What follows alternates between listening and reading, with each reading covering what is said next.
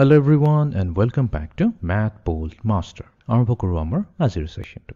তো আজিৰ সেশনটো হ'ব এটা প্ৰেক্টিস সেশন। তো আমাক দিয়া যাব কেইটামান মিক্স নাম্বাৰস আৰু আমাক দিব পাৰে ইম্প্ৰপাৰ ফ্ৰেকশন। তো ইটোৰ পৰা ইটোলৈ আমি লৈ যাব লাগিব। তো ইটোৰ বিষয়টো আমি অলৰেডি দুটা ভিডিও সেশনত কথা পাতিয়ে থৈছো লাষ্ট দুটা সেশনত। তো আমি আৰম্ভ কৰো আমাৰ আজিৰ প্ৰেক্টিস সেশনটো। Okay, first question. তো আমাক ইয়াতে দিছে 69 by 8. তো আমাক কৈছে যে এই নাম্বাৰটোক মিক্স নাম্বাৰত লৈ যাব লাগে। তো 69 by 8 এটো হৈছে এটা ইম্প্ৰপাৰ ফ্ৰেকশন। তো সবতকে বেষ্ট মেথডটো কি হয়, আমি কি কৰিম 69ক ডিভাইড কৰি দিম 8 এৰে। তো 8 এৰে ডিভাইড কৰাৰ মিনিংটো এইটোৱে হৈ যায়, আমি উঠিছো যে ইয়াতে কেইটা হোলছ আছে 69ত যোনটো হৈছে 8 পাৰ্টস। ঠিক আছে, ঠিক আছে। তো এইটো হৈ গ'ল 8, আমি জানো 8 times 8 হৈ গ'ল আমাৰ 64। তো 69 minus 64 কৰিলে আমাৰ আহি যায় 5, ৰিমাইণ্ডাৰ হৈ গ'ল আমাৰ 5। তো আমি কি কৰিম, আমি 69 ডিভাইডেড বাই 8 কৰি দিওঁতে আমি কৈছোঁ যে আমাৰ ইয়াতে 8টা হোল আছে। তাৰমানে এনেকৈ 8টা হোলছ আছে, আমি 8 হোলছ আছে য'ত আমাৰ 8টা ডিভিজন আছে। ভাবিবলৈ এনেকৈও চাব পাৰোঁ যে লেটছে আমাৰ তাত এটা স্কুৱেৰ আছে। তো এই স্কুৱেৰটোক আমি প্ৰথমতে দুটা ভাগ কৰিলোঁ, তাৰপিছত 4টা ভাগ কৰিলোঁ, তাৰপিছত আমি এনেকুৱা আৰু 1 2 3 4 5 6 এনেকা 8 পাৰ্টছত এইটোক ডিভাইড কৰিছোঁ। একচুৱেলি ৰেক্টেংগল হয়, এই ৰেক্টেংগলটো 8 পাৰ্টছত ডিভাইড কৰিছোঁ। তো এইটোকে কৈছোঁ এনেকুৱাকৈ আমাৰ যদি 69টা পিচ থাকে, তো 69টা পিচ আমি আমাৰ এটা হ'ল 8টা পিছত আছে 1 2 3 4 5 6 7। তো এনেকুৱাকৈ আমি ৰেক্টেংগল কেইটা আঁকিব লাগিব। তো এনেকুৱাকৈ আমি ৰেক্টেংগল আৰু এনেকা 8 ৰেক্টেংগলছ লাগিব। এনেকুৱাকৈ আমাক আৰু টোটেল 8টা ৰেক্টেংগলছ লাগিব। তো আমি গোটেই 8টা ৰেক্টেংগলছ লৈ গ'লোঁ, যোনটো হৈ গ'ল আমাৰ 8। তাৰ পিছত কি বাচি থাকিল, আমাৰ এই ৰিমাইণ্ডাৰটো বাচি থাকিল 5। তো আমি ক'ম যে আমাৰ 8টা হোল লোৱাৰ পিছত 5টা পিচ, এনেকুৱাকৈ 5টা পিচ যোনটো আমাৰ 9th নম্বৰটো হ'ব। 9th নম্বৰত আমাৰ এনেকুৱা 3টা পিচ এনেকুৱা বাচি থাকিব। একচুৱেলি 3টা নহয়, চৰি 5টা পিচ আমাৰ বাচি থাকিব, যোনটো হ'ব আমাৰ 5/8। ঠিক আছে, আমি এনেকৈ চাব পাৰোঁ আমাৰ যোনটো লাষ্ট নম্বৰৰ 9th নম্বৰৰ যোনটো আমাৰ ৰেক্টেংগলটো হ'ব, তাৰে আমি 5টা পিচ ল'ব লাগিব। এনেকুৱা 5টা পিচ, এই 5টা পিচ আমি চিলেক্ট কৰোঁ, গোটেই হোলটো চিলেক্ট নকৰোঁ, বিকজ আমি অলৰেডি 8টা হোল লৈ থৈছোঁ। আৰু যোনটো 9th নম্বৰ আছে তাৰ পৰা আমি গোটেই 8টা নলওঁ, 8টাৰ পৰা আমি অকল 5টা পিচ ল'ম। তো সেইটোকে লিখিম 8 5/8। এতিয়া আমি এইটো লিখিম কেনেকুৱা, তো এইটো আমি লিখিম 8 স্পেচ দি দিওঁ 5/8। চাই লওঁ এবাৰ ঠিকে আছেনে নাই। অ'কে, এতিয়া আমি যাওঁ নেক্সট কুৱেশ্যনটোলৈ। তো এইবাৰ আমাক দিছে ৰাইট 2 7 8 এজ এন ইম্প্ৰপাৰ ফ্ৰেকশন। তো এইটো হৈছে এটা মিক্স নাম্বাৰ। তো ইয়াতে আছে 2 হোলছ, তো এইটো আছে 2 7/8। তো এইটোকতো আমি এনেকুৱাকৈ লিখিব পাৰোঁ 2 + 7/8। একেই কথা হয়। তো আমাৰ টেকনিকটো কি আছিলে, আমাৰ কি হ'ব, ডিনমিনেটৰটো ছেম টু ছেম থাকিব, 8 থাকিব। তাৰপিছত আমি কি কৰিম, এই 2 আৰু 8টোক মাল্টিপ্লাই কৰি যাম, 2 × 8। বাছ এই দুটা মাল্টিপ্লাই কৰিলে হ'ল, প্লাছ আমাৰ যোনটো এই 7টো আছে, যোনটো নিউমাৰেটৰত আছে, সেইটো আমি থৈ দিম, একে যেনেকৈ আছে তেনেকৈ ৰাখি দিম। চ' 2 8 16 হৈ গ'ল, 16 + 7 / 8। এতিয়া 16 আৰু 7ক এড কৰি দিলে হৈ গ'ল। তো এইটোৱে দিব আমাক 23। চ' 23 / 8 এইটোৱে হৈ যাব আমাৰ ইম্প্ৰপাৰ ফ্ৰেকশন। তো আমি ইয়াতে লিখিম 23 / 8। অ'কে, এতিয়া আমি যাম নেক্সট কুৱেশ্যনটোলৈ। Right 79/10 as a mix number.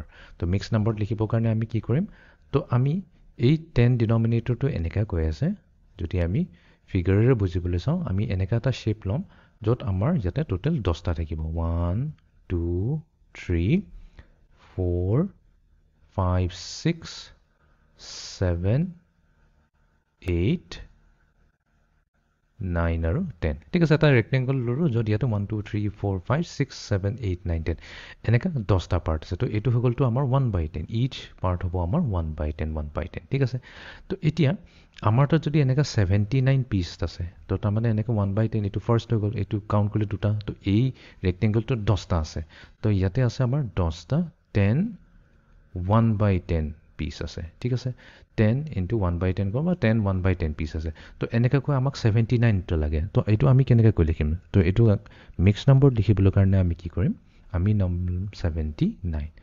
79ক আমি ডিভাইড কৰি দিম 10এৰে। তো আমি জানো 10 × 7 যাব 70, বিকজ 8 ল'লেতো 80 হৈ যাব, 70 ল'ম। তো 79 minus 70 কৰিলে আমি পাই গ'লো ইয়াতে 9 তাৰমানে আমাৰ ৰিমাইণ্ডাৰ হৈ গ'ল 9 তো তাৰ মানে 79 divided by 10 আমি কি কৰিম ইয়াতে কেইটা হোল আছে তো ইয়াতে আমাৰ 7টা হোলছ আছে 7টা হোলছ মিনিংটো এইটোৱে হৈ গ'ল যে মানে আমাৰ ইয়াতে এনেকুৱা 7টা ৰেক্টেংগল আছে এনেকুৱা ৰেক্টেংগল য'ত 10টা পাৰ্ট আছে ইয়াতে আমাৰ 7 ৰেক্টেংগলছ আছে সেইকাৰণে আমি ক'লো 7 হোলছ প্লাছ আৰু বাছি কিমান থাকিলে আমাৰ যোনটো 8 নম্বৰৰ যোনটো 8টা আমি টোটেল একচুয়ালি 8টা ৰেক্টেংগল ল'ব লাগিব প্ৰথম 7টা ৰেক্টেংগলৰ পৰাটো 7 হৈ গ'ল যোনটো 8 নম্বৰ ৰেক্টেংগলটো হ'ব সেই 8 নম্বৰ ৰেক্টেংগলটোৰ পৰা আমি কেইটা ল'ম অকল 9টা ল'ম তো আমি 9টা এনেকুৱা পাৰ্টছ আমি সিলেক্ট কৰিম এনেকুৱা 9টা পাৰ্ট সিলেক্ট কৰিম এইখিনিলৈকে লাষ্টলৈকে এই এনেকুৱা 9টা পাৰ্ট সিলেক্ট কৰিম আউট অফ কিমান আউট অফ 10 তো তাৰ মানে 79/10 টোক আমি লিখিব পাৰো 7 + 9/10 বা আমি সিম্পলি 7/9/10 এনেকাও লিখিব পাৰো তো ইয়াতে আমি লিখিম 7 space 9/10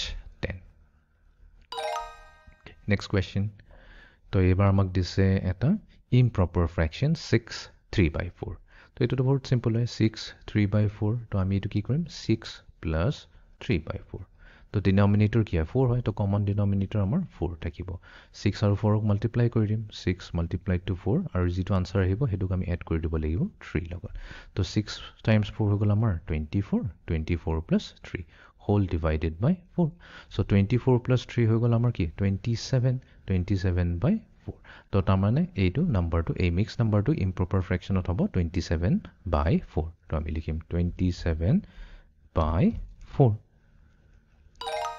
next question write 19/4 as a mixed number এটো আমি ডাইৰেক্টলি কৰি দিম তো আমি প্ৰথমতে 19 লম 19 ক আমি 4 এ ডিভাইড কৰি দিম তো আমি জানো 4 4 is a 16 তাৰ পিছত মাইনাস কৰিলে আমাৰ ৰিমাইণ্ডাৰ থাকি যাব 3 তো তাৰ মানে 19/4 ইয়াতে কেটা হোল আছে এই যোনটো কোৱেশ্চনটো হৈ যাব হেতুৱে হৈ যাব ইয়াতে আছে 4 হোলছ প্লাস আমাৰ ৰিমাইণ্ডাৰ কি হৈ গ'ল 3 কি 3 আউট অফ 4 বিকজ আমি 4 এ ডিভাইড কৰিছো 3 পাৰ্টস আউট অফ 4 তো এটোকে কম্বাইন কৰি লিখি লব 4/3/4 তো আমি ইয়াতে লিখিম 4 space 3/4 okay next question write 6/1/3 as an improper fraction তো আমি লিখিম 6 + 1/3 equals to denominator আমাৰ 3 এ হৈ যাব 6 আৰু 3 ক মাল্টিপ্লাই কৰি দিম 6 × 3 আৰু যোনটো আনসাৰ আহিব হেতুক আমি এই ওপৰত থকা 1 এৰে এড কৰি দিম তো 6 3 is 18 18 + 1 divided by 3 equals to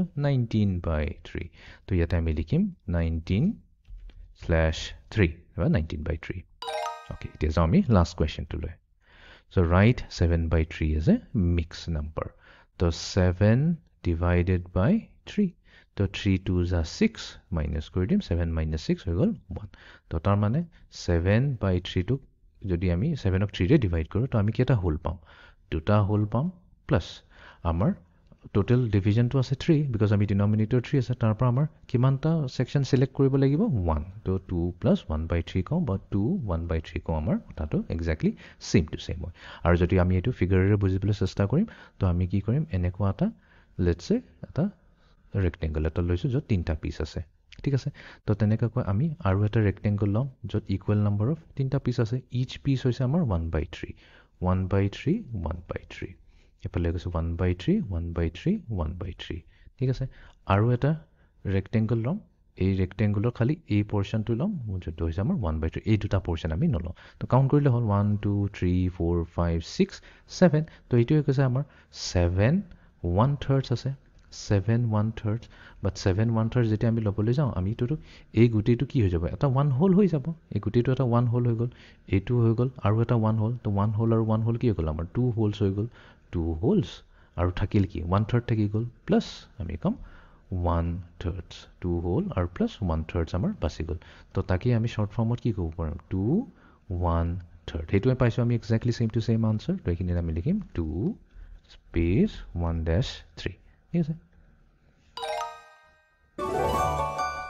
তো এইটো আছিল আমাৰ আজিৰ সেশনটো তো আমি এটা মিক্স নাম্বাৰ যদি দিয়া থাকে তো হেতুক আমি ইজিলি ইম্প্ৰপাৰ ফ্ৰেকশনলৈ লৈ যাব পাৰো আৰু যদি ইম্প্ৰপাৰ ফ্ৰেকশন আছে হেতুক আমি মিক্স নাম্বাৰলৈ লৈ আহিব পাৰো তো এইটো আছিল আমাৰ আজিৰ সেশনটো so see you in the next session thank U